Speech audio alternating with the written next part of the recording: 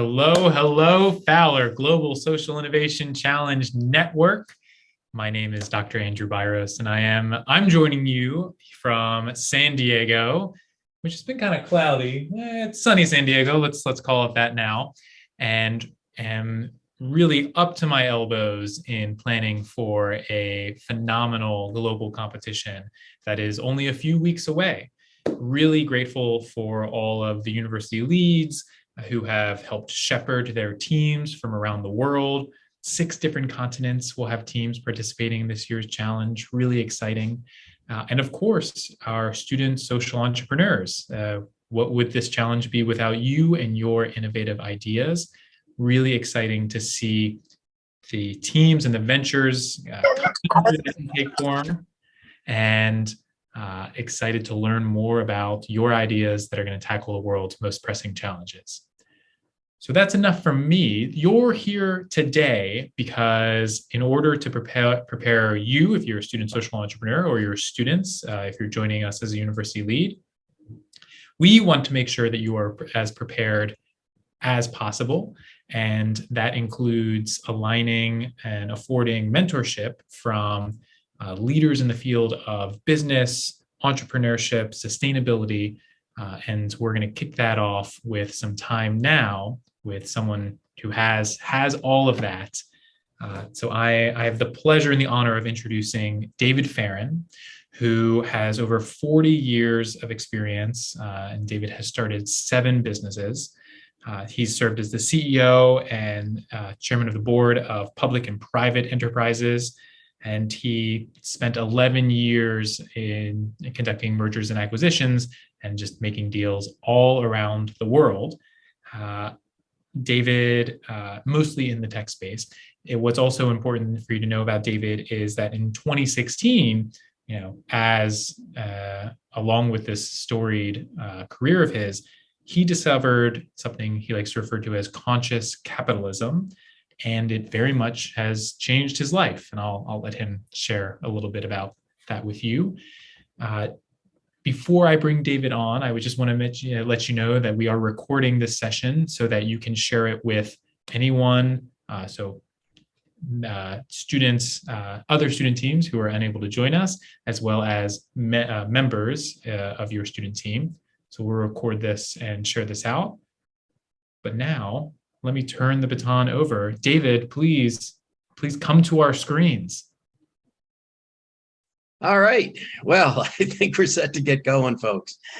First of all, thank you very much for coming today. Thank you to Andrew and University of San Diego for giving me an opportunity to meet with all of you folks from around the world. I am just so excited to be here. I'm so thrilled for you. I know that you wouldn't be here today unless you put in a lot of really good work, and unless you have a really good project that you're working on. So congratulations to you for being here. And the goal of today's presentation is going to be to just help you any way I can to help you win the competition, because I know that it's important to each and every one of you. So don't let the fact that English might be your second language get in the way. Ask questions, make comments. Anything that you want to do, we can take this time together. We can take it in any direction you folks want to go.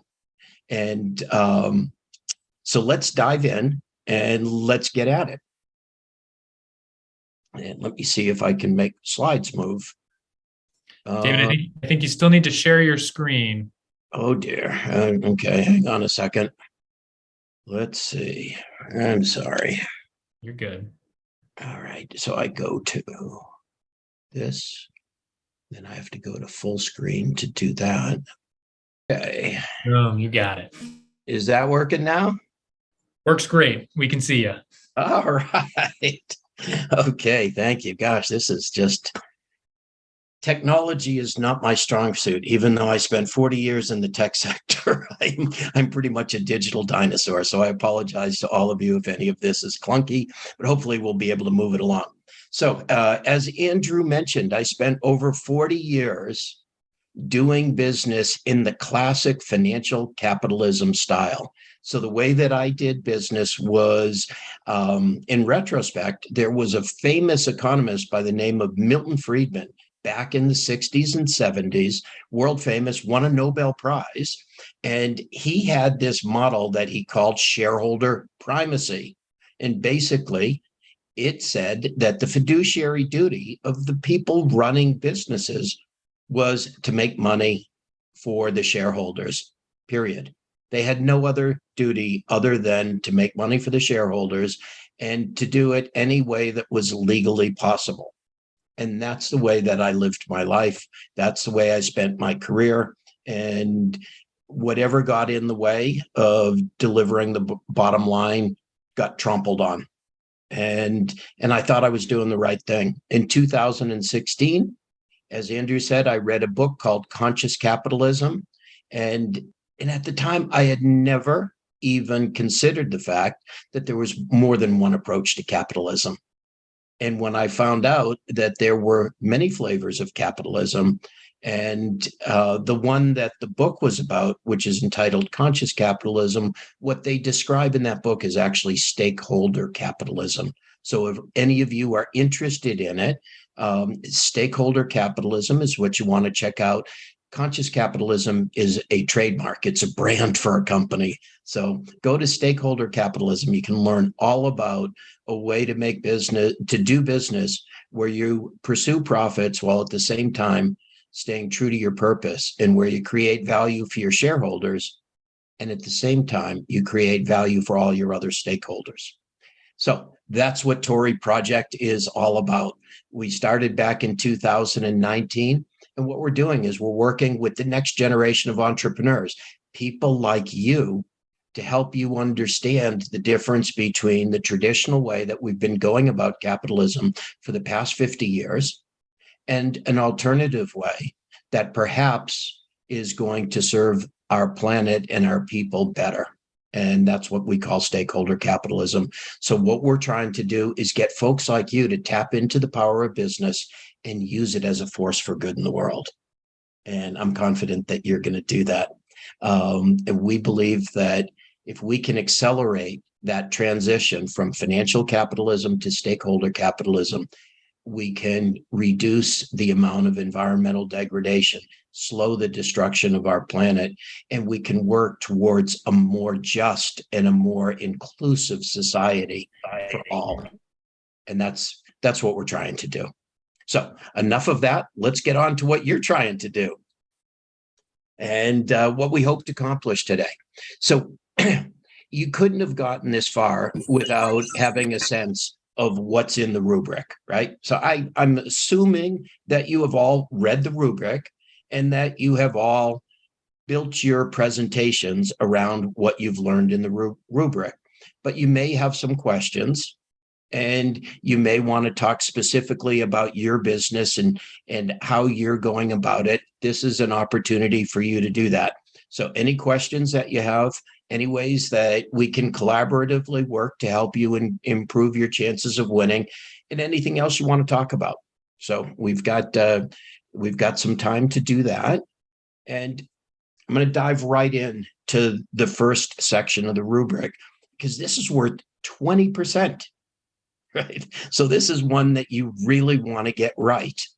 And what it says when I read the rubric, and by the way, I should probably share with you that I've been a mentor to a number of people that have gone through these social innovation challenges, both at USD and at the University of New Hampshire. And I've had an opportunity to be a judge of these competitions, both at USD and at the University of New Hampshire. So I've had a chance to see it from both sides. What I'm going to try to share with you today is a bit of how the judges look at it, how it really happens behind the scenes, right? And because you can take what you've gotten from the rubric and what hopefully I can share with you today, which is a peek behind the judge's screen to optimize your presentation. And so that's what this is all about. And David, I just dropped the rubric in the chat for everyone so they could have it up on screen while they're listening and watching you. Okay, great. So it's beautiful that you've got the rubric there. And what we want to do is give some space and give some time. If any of you have questions about the rubric on the first section, problem, customer solution fit, now's the time. Do you have any questions on any of these topics? Do you have a solid understanding of your problem?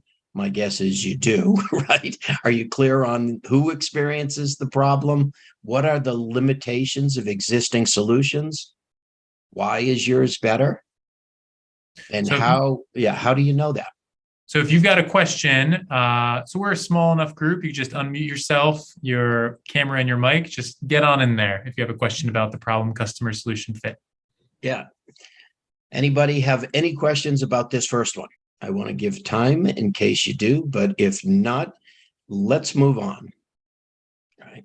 So now let's talk about this, right? Right. From not from the rubric's point of view, but from a judge's point of view, right?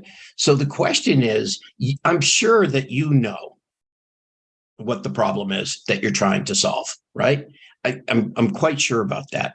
But the question is, how are you going to go about making sure that the judges really believe that you truly understand the problem? And this is what I call peeling the onion, right? There have been times where I have seen students coming to these competitions and they can describe the problem at a surface level. But if you peel the onion and get to the next level, it's a little bit different. And if you peel and get to the next level, it's different again. And what you've got to do is keep peeling the onion till you get to the root of the problem. And sometimes the students have been really good at that, about just peeling that onion and laying the problem out for the judges so that it's absolutely clear that they understand this right down to root cause. And to the extent that you're just dealing at a surface level, the judges are going to view that less favorably. So you really want to make it clear that you have given thought to the underlying issues. Why does this problem exist? Right? Make sure you're leaning into that. And then the question is, when you're describing a problem, I've seen this, some problems that get described back when we were in person for this sort of stuff, you could look around, you could see the judges they just weren't moved by the nature of the problem. It just didn't really attach to their heartstrings, right? And others, you can tell that they're really, really concerned about this problem, right? And so my question to you is, what do you expect the judge's emotional response to be? Because what I'm here to tell you is that the judge's emotions and how you tap into the judge's heart is going to matter just as much as how you tap into their brains. And that's something that most students underestimate, is the power of getting the judges emotionally attached to what it is that you're doing. So I would suggest you think about that, right? David, are there examples that you've seen in your career where a team, or you were hearing an idea and at first you thought like I don't know how important this is, and then you became emotionally attached because of the way that the pitch was crafted? Absolutely. And without dealing with a specific example, let me give a specific example of how it happens, right? Is the first presentation of the problem, it's like, okay, yeah, it's a problem. Yeah, something needs to be done.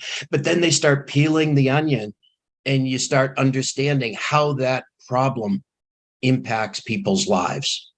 Right. And you start getting deeper and deeper into it. And the more that I understood what the impact of that problem was on the people, right, that were experiencing it, and the more I could feel it and see it through their eyes, the more attached I got to it. And I believe that other judges, you can, if you have a great problem that you're solving, one that just instantly attaches to heartstrings, peeling the onion's a little less important.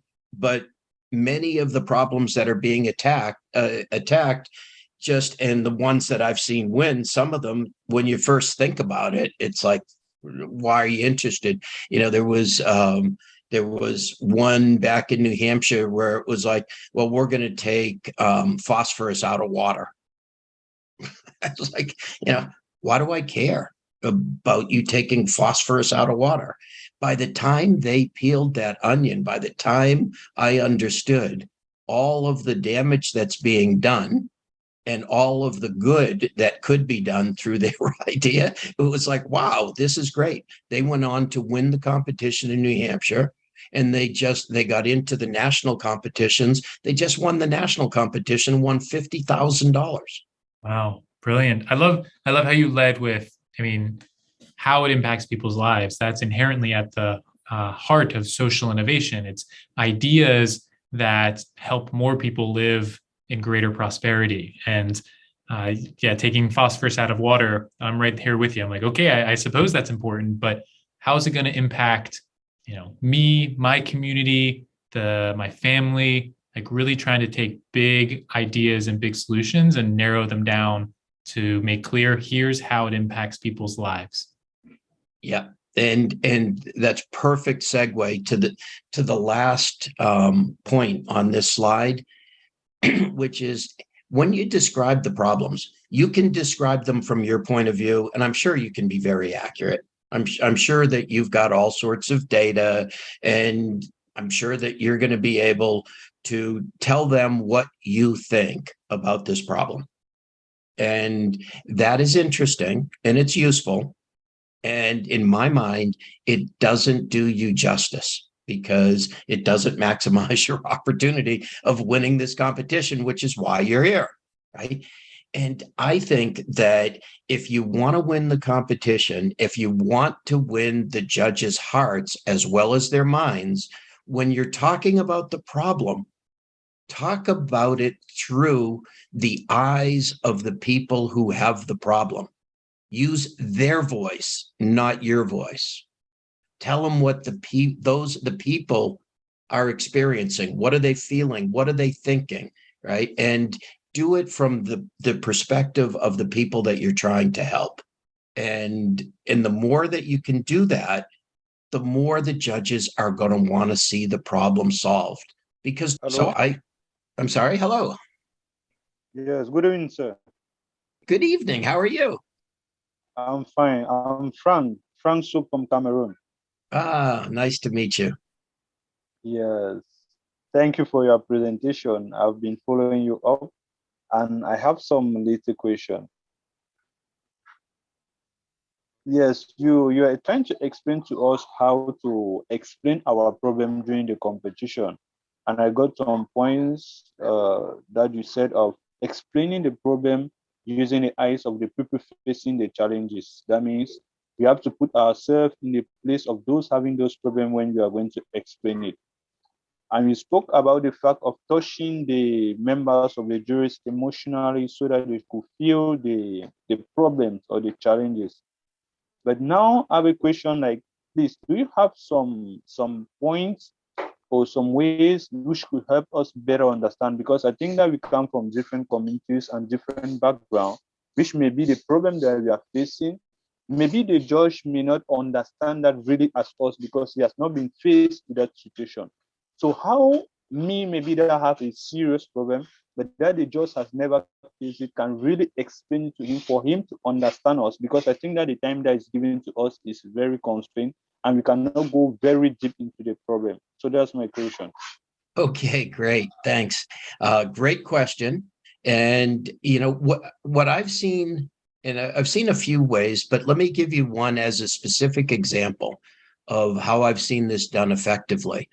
A team introduced a person. It happened to be a young person, and they talked about that person's life. So it was like one of these, and I'm the name's not important, like one of these, meet Joseph, right? Joseph is a 12-year-old boy living here, right? This is his life. This is what's going on. These are the challenges, right? And you start to get to know Joseph, and then you find that there's a huge problem that Joseph is encountering, and Joseph is just one of maybe 10 or 100 or a million or 10 million people that are experiencing this problem. But you describe it from Joseph and his life and how it's impacting him.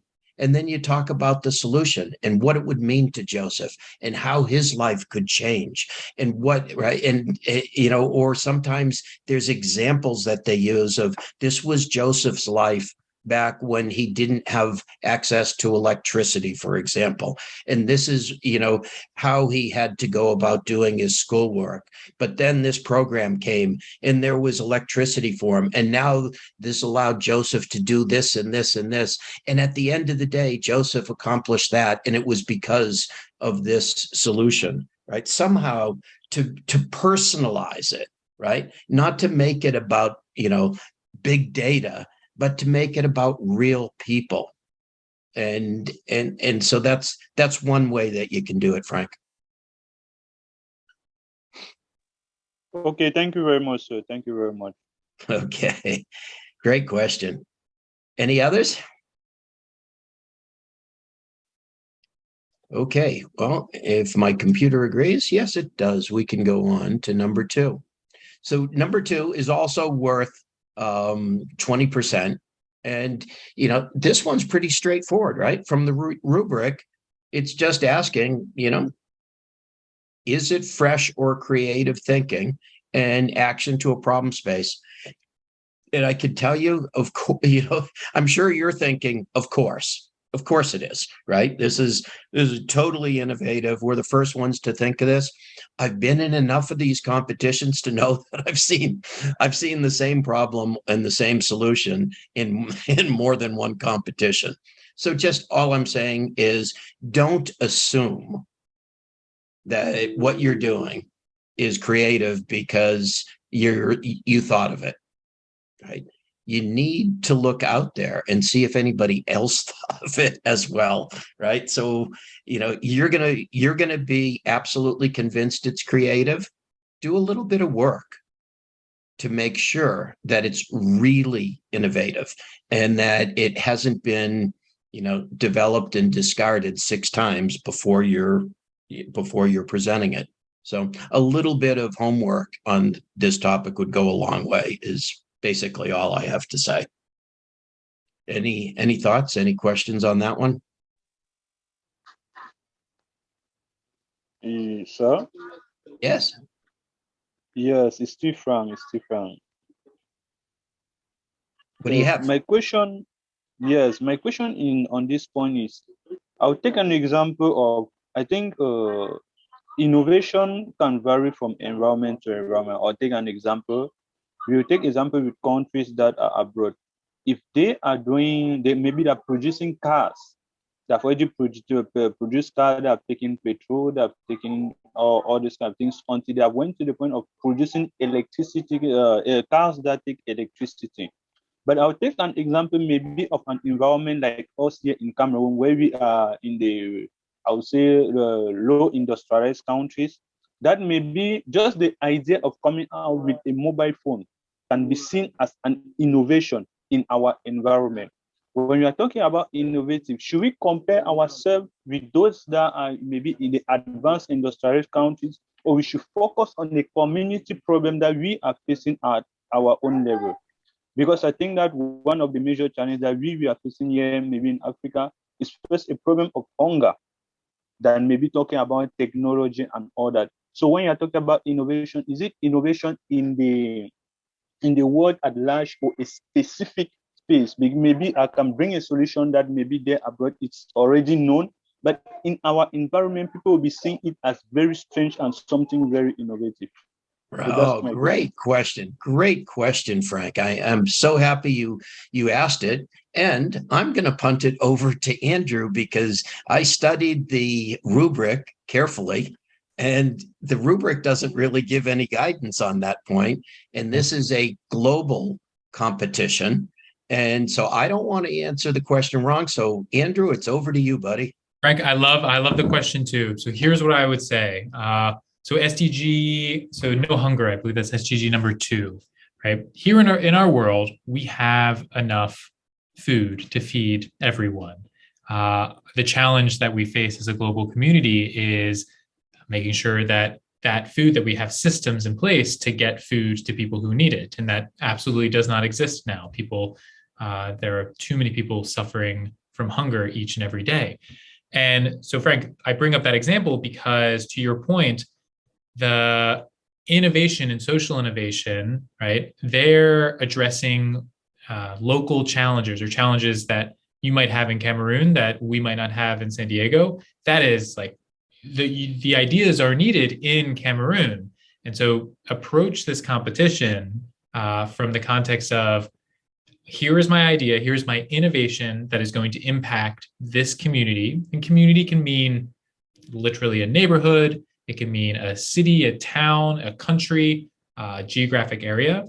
And a lot of great ideas that I've seen, it's about exporting ideas from other parts of the world and tailoring them so that they fit your part of the world or a different part of the world, so that then the challenges that were faced, whether it's about electricity or hunger or climate or any of the other SDGs, so that those challenges are then addressed. So all innovations don't have to be like, I've concocted this brand new thing that the world has never seen. In a lot of cases, it can be, how can we export an idea or a system from another part of the world and make sure that it works here and addresses this specific challenge? Because here's the last thing that I'll say. What doesn't work a lot of the times is taking exactly what might work here in San Diego and just dropping it down in, let's say, Cameroon, because the people are different, the cultures are different, the ways of being are different. And we know that's true because the challenges are different as well. So as you approach this competition, the degree that you can take a big idea and say, here's my solution that's going to impact on a local level, that will put you in a great space. Excellent. Thank you for that guidance, Andrew. And in adding on to Andrew's guidance, what I'd say is that if you're crafting a solution that is going to address a small community, as Andrew just suggested, right, you might want to think about, could that solution for this small community be used for other small communities, right? Could it be leveraged, right, to bigger communities? And how could this innovation that's going to impact 100 people in this village end up impacting 100 people in another village and maybe 1,000 more villages, such that its cumulative impact becomes something really big? And the reason I mention this is because as a judge, I can tell you, when you get to the end of all of the presentations that you've listened to, right, they're all doing good. And one of the things that we as humans have a tendency to be attracted to is what's doing the most good, right? And so you just have to take that human emotion, and if it's really cool but it's really small, show them how it could scale to do more and more and more good around the world or around your region. I would just suggest adding both of those. So let's jump on to number 3. Oops, number 3 from the rubric. I'm just moving this a little bit here.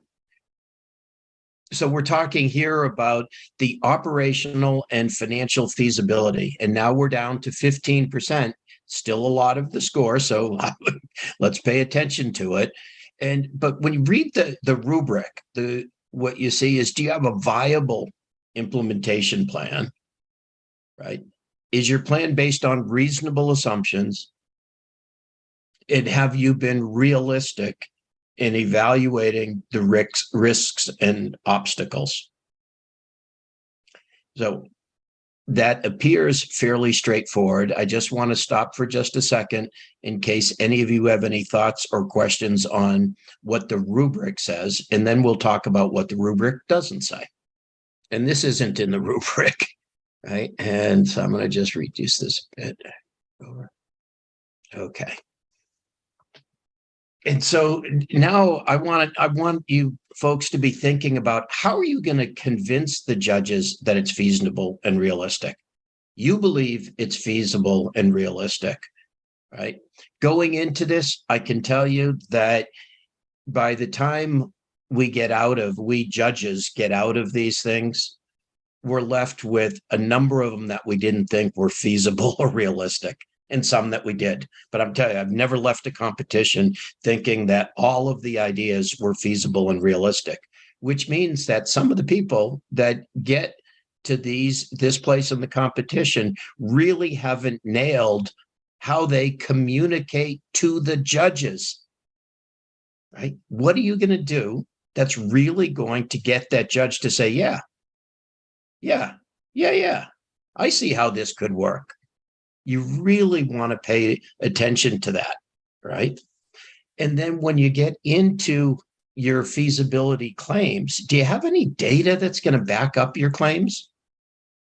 It's really easy to make claims about operational feasibility and financial feasibility, but you really have to have more detail, and you have to have some backup to that if you're going to get the judges to believe it. And this is all about, they've got 15% of your score on this, right? And so you're going to get a bunch of that or you're not. And it's going to depend on, do the judges really believe it, right?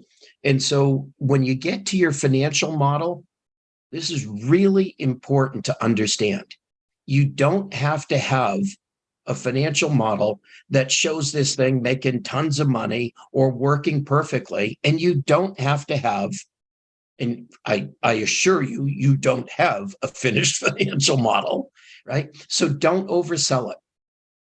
Right? So I've watched students way oversell their preliminary model as if it was something that had been in business for 10 years, audited for the last 9 years, and this was like really rock solid.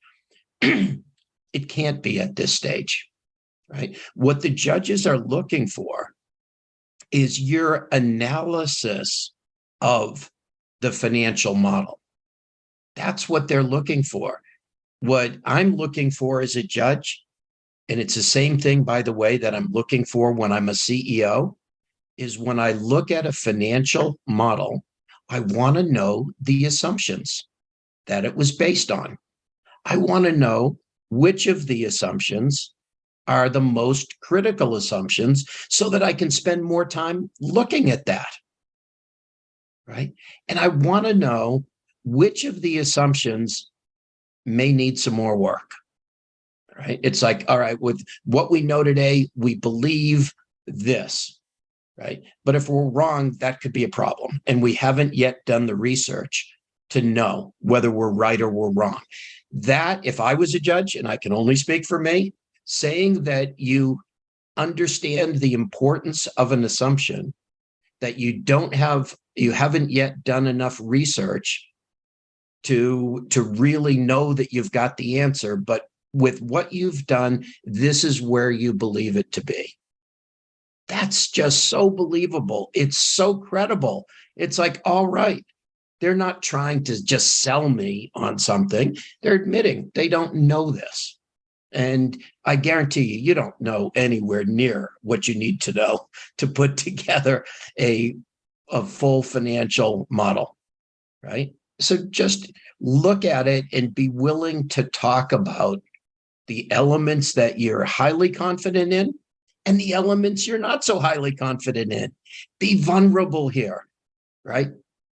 There's not a lot at stake. Either they believe you and believe that you've done the work and you're telling them what is true, or they're going to come away thinking that you don't really understand, you haven't really done the work, and you absolutely think you've got answers you don't have. That's just not credible. So anyways, I know that's a hard thing for some of you to hear, but anybody want to talk about that? Any questions or thoughts? I've got one question. Sure. How much of a, because we just do the presentation, we don't have questions afterwards, and how much of a financial projection are you looking for? Are you looking for like a full, like a screenshot of a spreadsheet? Are you saying just like very top line, like this, here's what we estimate our revenue to be in year 1, year 2, year 3? How much detail are these typically going into? Connor, I'm going to toss that to Andrew. Yeah. So Connor, so you will have, let me first ask, will you be joining us in person or virtually? I'll be in person. All right, brilliant. Looking forward to seeing you in person. So you, whether you're virtual or in person, hey, good to see you. All teams have the same amount of time. So you will have 10 minutes to deliver your pitch to judges, followed by 8 minutes of Q&A and feedback from judges. So there will be time for judges to ask questions and also offer some feedback. And what I would recommend, and David, I'm curious what you might think, is that as you're giving your pitch, to make sure that you, let's say you have a financial model, to reference it, to show, maybe even show it, and then say, and this is something that we can discuss further in the question and answer section of of this session, right? You want to lay some breadcrumbs for judges about what questions they might ask, and it'll behoove you if they ask a question that then you can jump to in the exhibits part of your slides and say, okay, you want to talk a little bit more about, the market that I'm going after or my financial projections? Here it is in Exhibit A, and let's talk about it.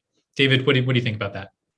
Yeah, I think that's true. And really, as a judge, what you're looking for is, can this make financial and operational sense, right? Because if you've got something that's going to take carbon dioxide out of the air, right, but it's going to cost $1 million for every ton of carbon dioxide you take out of the air, I mean, this idea is dead on arrival, right? That just plain doesn't work, right? So the question is, could your idea work? Right. And so the way that you have to do that is depending on whether this is a for-profit, a social enterprise, a nonprofit. I don't know in this competition if there's any limitations. All of those in, Andrew? They're all in. So if it's all different things, it's for your structure. How does this make sense? Right? What's it going to take to make this make sense? If you're a for-profit company, then the thing has to have the potential to be profitable. You're way too early to know, right? But you can talk about the potential for it to be profitable. You can talk about what you think the model might look like and why. And then you can talk about the work that you need to do to validate that. And that is like, to me, that checks all the boxes. Right. So I'll add one more thing for everyone. And Connor, the work that needs to be done, right? You are vying for seed venture funding. And what are you going to do with that seed venture funding? You're going to invest it into your venture. And so to be able to say, if we win $25,000, here's exactly what we're going to do with it, that's a whole lot more captivating than just saying, like, thanks for the cash. Right. And one of the things that judges really want to hear when you talk about what you're going to do with it is when you say, we're going to invest some of that money in going back and validating some of the critical assumptions that we've made. Right. That's a winner of a statement. Right. Okay. Any other questions? And Andrew, do we have a hard stop in 13 minutes? We do not have a hard stop, although if folks have to drop off in 13 minutes, I think we would both understand. All right. Okay. So do we want to try to get to the end in 13 minutes or get to the end when we get to the end? Let's get to the end when we get to the end. And yeah, hopefully. Please, can I have a question? Yeah. Sure. Absolutely. Yes, I have a question because you gave us some examples saying that we could lead the members of the jury and orientate them on some kind of question that they could ask to us. My question goes to the people maybe that are working again on an idea that they think that is going to be helpful into their community, but now they don't have that statistic that they have been working. I'll take an example. They don't have maybe some sales that they have been making, something that they are making, and they are making profitable. That means they're still at the level of a startup that they are working to bring down innovative idea. Please, how do they explain their financial feasibility? Right. So when you haven't done it and when you don't have data, right, to be able to show, what you need to be able to show is that you have a vision for how it could work. And as a judge, I'm perfectly good with that. I'm perfectly good with you saying, look, we haven't yet built the first one. We haven't yet sold the first one. We can't know what the sales price is really going to be or what the costs are going to be. But here's what we think, right? There's 100 people in this village that really need this thing. And we think that maybe 50 of them are going to do it. And it's possible that they could pay, $1 a month for this. And so what we've put in our preliminary model is we would get that kind of revenue. And then we got to think about what are our expenses going to be, right? And you talk about it from that sort of humble standpoint. You don't know the answers, but you have thought about it, right? You know what you don't know, right? You're letting people know what it is that you have to study and what it is that you have to do more work on in order to know.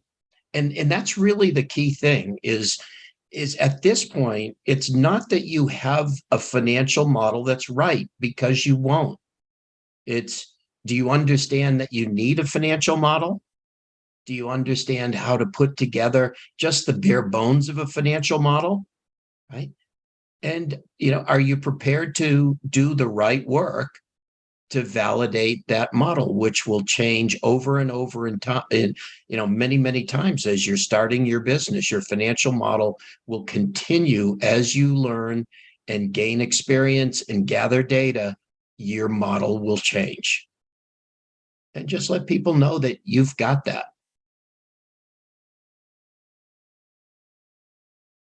Okay, Frank? Okay, so thank you very much. I'm good. Okay, great. Okay, so potential social impact, right? The rubric says, is what you're projecting reasonable?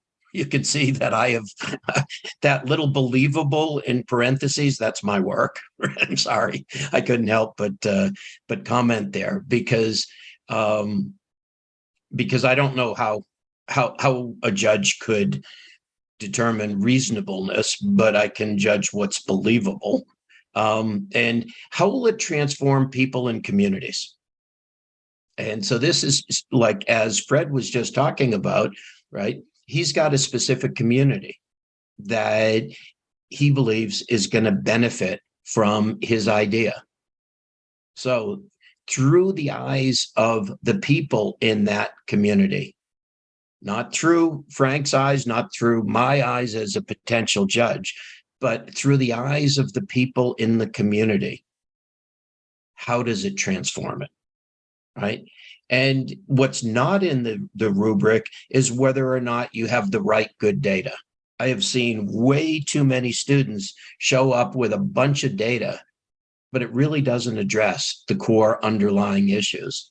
Right. And so you really need to think when you're making your point here on the social impact, you really need to think about the impact that you're going to have. What is the way that it's going to transform people's lives and transform communities.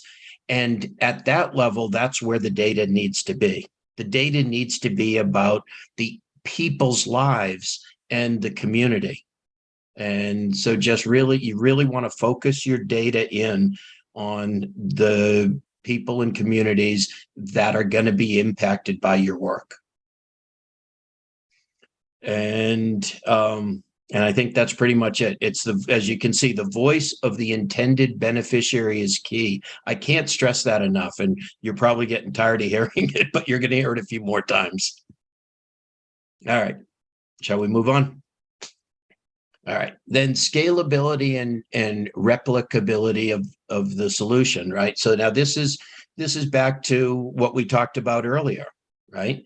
Can your idea scale, right? Is it likely that others would do it? So if Frank's got a great idea in Cameroon, right? Can it scale in Cameroon? Are there other places within Cameroon that it could grow to, right? And, when it's hit its full potential there, are there other people who would see what Frank has done in Cameroon and be likely to replicate it? And why would they do that? Right? How big could this be? And that's really, this is a critical one for judges. Believe it or not, you could have an amazing solution that would totally transform the lives of 100 people somewhere. And for those 100 people, it could be life or death. And unfortunately, I'm here to tell you that social innovation is unlikely to win the competition because the judges want to feel that they're supporting something that has a bigger impact. So you have to think about how it's going to scale, how it could be used. You don't have to have a plan for scaling it, right? You're not responsible for replicating it around the world. That's not your job, right? What your job is to come up with an idea, a concept that is so good that others would want to replicate it wherever it would be useful in the world. So that's a great point, David. I'll add to that, just having a general understanding of where the challenge that you're addressing on a local level might be happening else in the world will help demonstrate the scalability of your product. So if you're addressing a challenge that impacts, let's say, young women in a specific part of the world, half the globe is young women. So you might want to ask yourself, where might be other places where young women are facing a similar type of challenge? And in your pitch, just say, we see potential growth for our social innovation in these regions, these parts of the world, because of XYZ variables. Right. Great. And so the first question is, what are the challenges to scaling your idea? And I have a specific example. I just read an article about a type of, it's a member of the banana family, and it's only grown in Ethiopia. And if your idea was that you were going to do something and it was based on using that type of bananas as the input to whatever process that you were doing that was going to create some sort of a good, right? Well, then a challenge to scaling your idea is those bananas are only available in Ethiopia, right? And so if you're in Ethiopia and you're using those bananas as a central part of your value proposition, you have to understand that's probably not going to go beyond where those bananas are grown. And those are the kind of challenges, right? Now, that one's fairly obvious, right? You might have to think a little bit about what are the challenges to scaling your idea. But if you come to the judges and you say there are no challenges, this thing could scale massively, it could change the world and everybody in the world is going to use it, nobody's going to believe you. You're not going to get any points. You really have to understand the limits of what you're doing. Okay, so so then there's a question. It's not in the rubric, but what could you do to get others to embrace and replicate your solution, right? Instead of sitting back and just saying, well, we think that when we do this, other people are going to see it in other parts of Africa and they're going to copy it, right? You could say that, right? That doesn't really turn me on as a judge. What you could say is, we're going to prove it here in this part of Africa, and then we're going to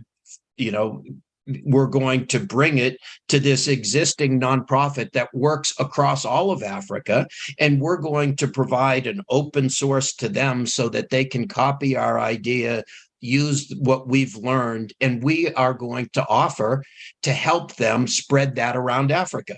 Now, if I hear something like that, it's like, okay, now I see that not only could it spread around Africa, but these folks are committed to it, and they're going to be part of the process of making it happen.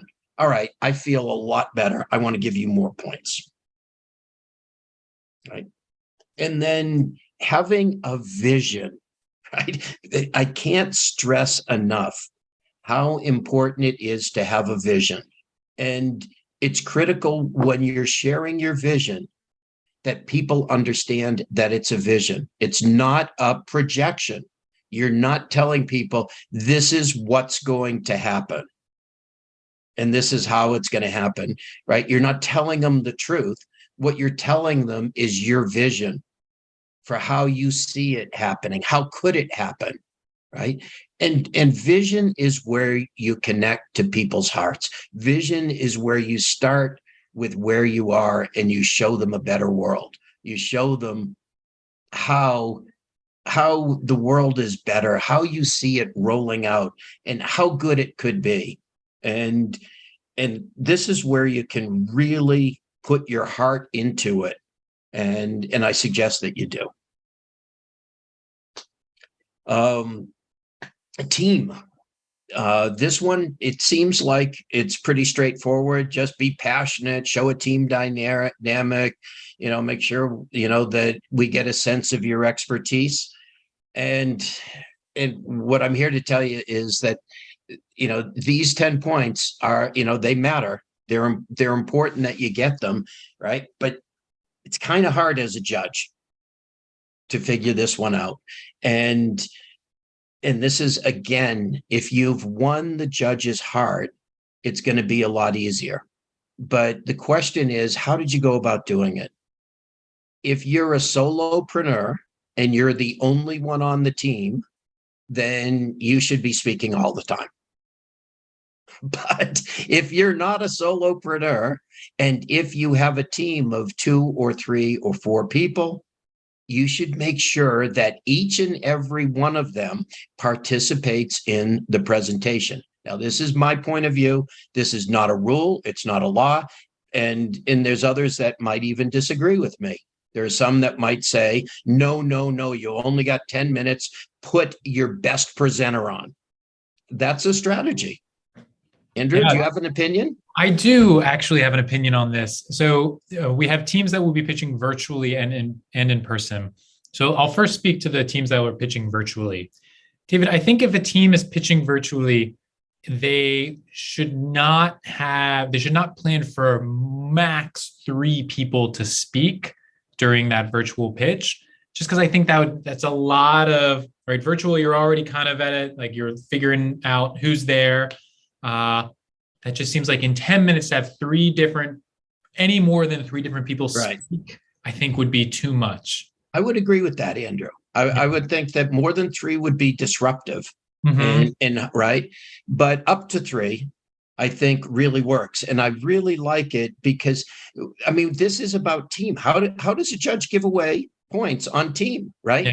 Now, if I'm talking for a minute and I say, it's important that you folks really understand how our business is going to scale. And Susie here has been doing a lot of work on that. I mean, she has been up late night, burning the midnight oil, getting the information for you on this. Over to you, Susie, right? That speaks to team, right?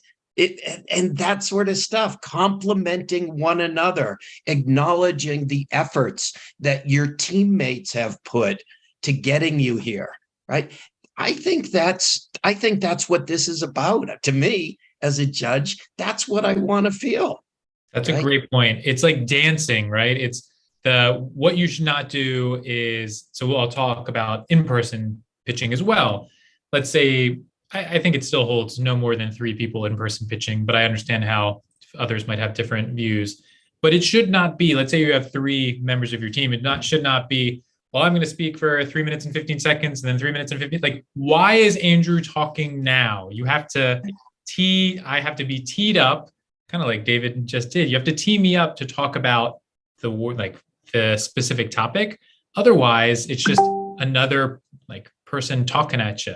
Right. So it's like a dance. You have to, maybe, I don't know what metaphor I want to use, a dance, or you're like passing the ball, or why is this team member talking and why are they so important to your team? Right. And introducing somebody is your opportunity to honor them, right? And I really think that the judges feel good about it and get the sense, wow, what a team. Did you see how they did it? And so anyway, so that's my recommendation there. And then the final thought on this one, it says humility works. And I wanted to share that with you. You folks have worked really hard to get where you are. You put in lots of effort, right? And now this is your chance to be on stage and tell your story. And my suggestion is, don't overtell it. Be humble, right? Be vulnerable. Be willing to expose the fact that in areas you just plain don't know. When a judge asks you a question and you don't really know the answer, you can try to wing it. You can try to just tell them something. You can answer it to the best of your ability, right? You can do all that stuff, which is not going to get you anywhere, right? Alternatively, you can say, that is a really good question. And I don't have a really good answer yet, but I assure you, this is something that I am going to look into.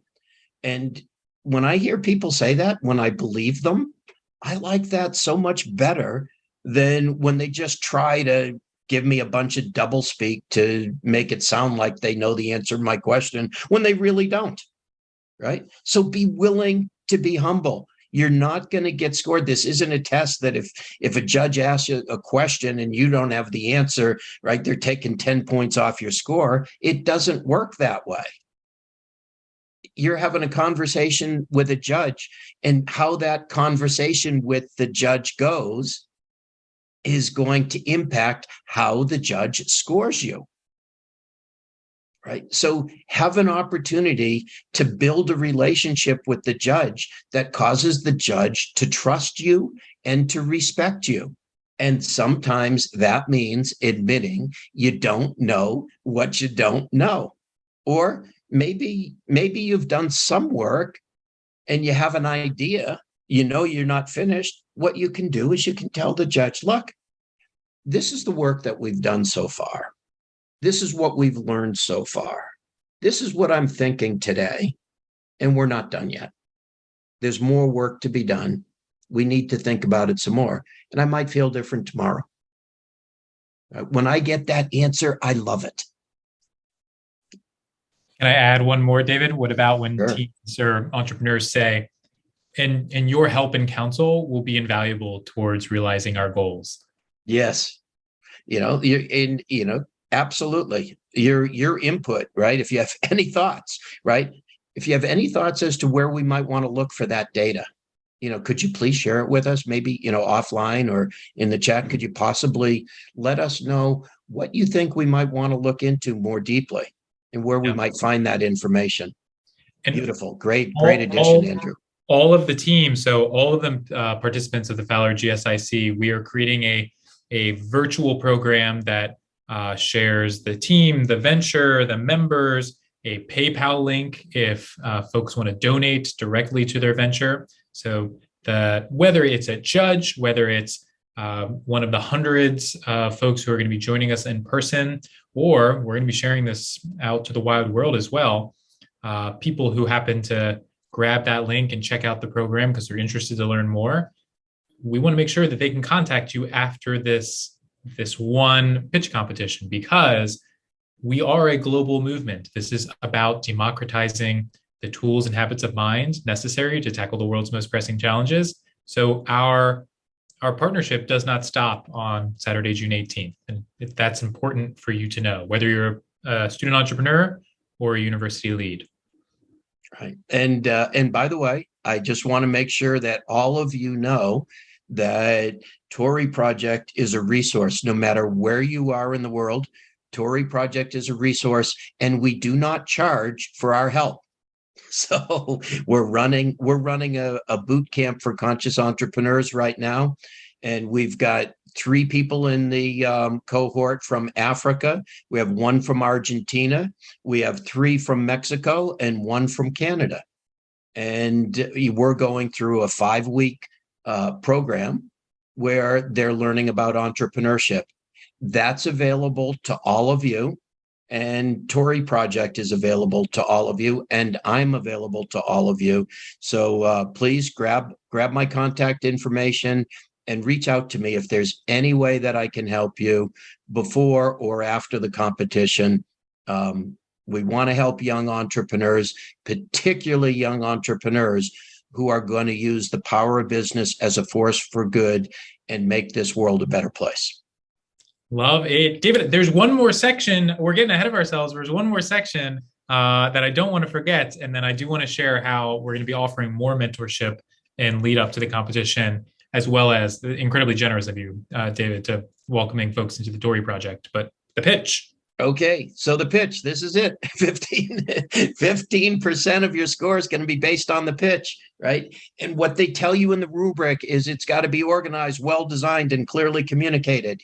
Any of you that don't get that by now are probably never going to get it. That, to me, is patently obvious, right? And I know that you're all going to be well organized, and by now your presentation has going to be scrubbed to the point that we know it's going to be well designed. And well, how you communicate it is up to you. We don't know that yet, but the first 2 we know. So let's get to the communication bit, right? What is not in the rubric, but I've been stressing throughout the presentation, is you're not talking to judges, you're talking to humans, right? These people are only here because they care about the problems facing our planet and our society. You don't get people who are at my level of their career to stop what they're doing and take the amount of time that's required and put the effort in that's required, right? Because for no reason at all. We have to have a reason. And the reason is we all care. We care about what you're doing. We know that what you're doing is critically important. So tap into that. Speak to that, right? Don't worry about being glitzy and don't worry about being perfect, right? Talk to us, judges, as people.